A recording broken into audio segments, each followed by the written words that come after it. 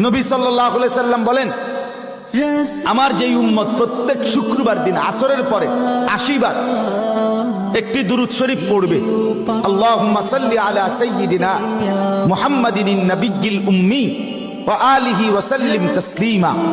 এই দুরূদ শরীফটা আমার যেই উম্মত প্রত্যেক শুক্রবার দিন আসরের নামাজের পরে বৈশা পড়বে, রাসূল বলে আল্লাহ তাআলা তাকে 80 বছরের গুনাহ মাফ করে দিবে।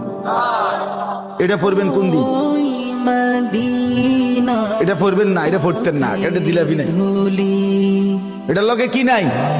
জিলাপি। এটার লগে খিচুড়ি নাই। এটা বলেন পড়বেন।